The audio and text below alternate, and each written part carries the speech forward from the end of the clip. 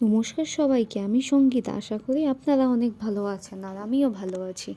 কাল রাতে গেছিলাম বাজারে, আগেই বলেছি আপনাদেরকে যে এখানে কিন্তু রাতের বেলায় বাজার বসে।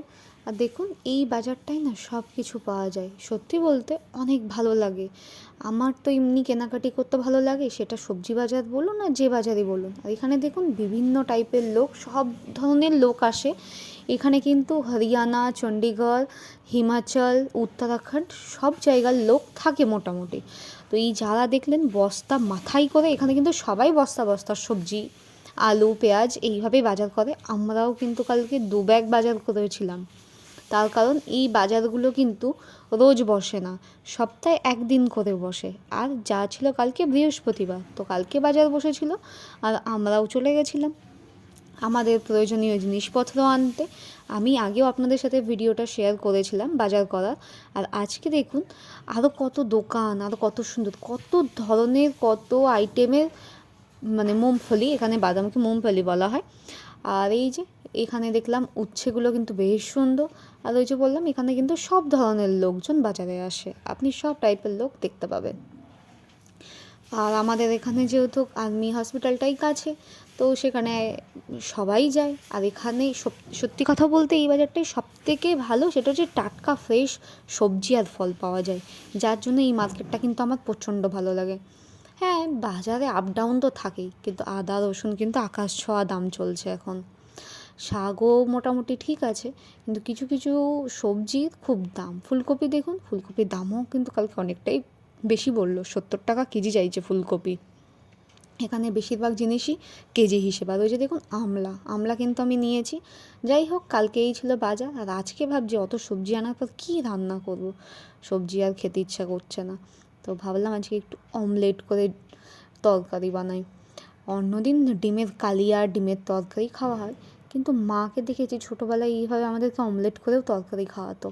আমার কিন্তু খুব ভালো লাগে, এটার টেস্ট কিন্তু একটু আলাদা হয়। আর এটাতে খুব একটা মশলা কিন্তু লাগে না। আর আপনি জিরে, আদা বাটা, কেউ পেঁয়াজ কুচিয়ে দিলে দিতে পারেন, খুব সিম্পলভাবে কিন্তু হয়ে যায়।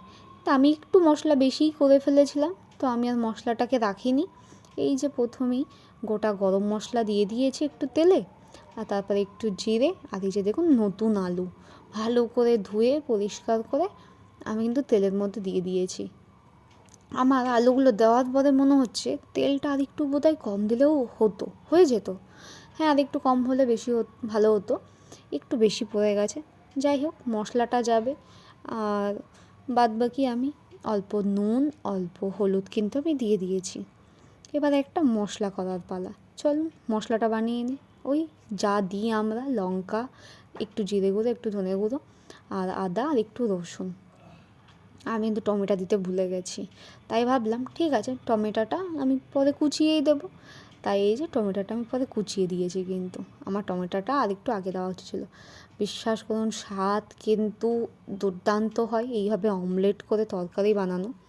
আমরা এই গোটা গোটা ডিম খাওয়াটাই অভ্যাস থাকে, কিন্তু একটা কিন্তু ভালো বুদ্ধি, যদি অনেক লোক থাকে আর বাড়িতে ডিম কম থাকে, এইভাবে কিন্তু অনায়াসেই সবার জন্য বানিয়ে ফেলা যায়।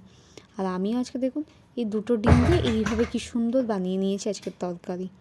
আর ওই লাস্টে নামানোর আগে ধনেপাতা কুচি আর সাথে কিন্তু গরম মশলা গুঁড়ো দিয়ে দিলেই আজকের রেসিপি কিন্তু তৈরি। আর এর সাথেই আমি আজকে রান্না করেছিলাম আলু আর উচ্ছে সেদ্ধ দিয়েছি, সাথে একটু ছিল ডাল আর এই ডিমের তরকারি। এই ছিল আজকে আমাদের দুপুরের খাবার। ভিডিওটা কেমন লাগলো জানাতে কিন্তু ভুলবেন না। আর আমার ভিডিও যারা দেখেন তাদেরকে অনেক অনেক ধন্যবাদ। আজ এই অবধি, দেখা হচ্ছে নেক্সট ভিডিওতে। আপনারা ভালো থাকবেন, সুস্থ থাকবেন, সবাইকে ভালো রাখবেন। আর অতি অবশ্যই আমার পাশে থাকবেন, আমার ভিডিও এইভাবে দেখতে থাকবেন। আপনারা লাইক করলে আমার প্রচণ্ড ভালো লাগে। আর ওই বললাম, আপনারা আমার পাশে থাকলে আমার আরও বেশি ভালো লাগে।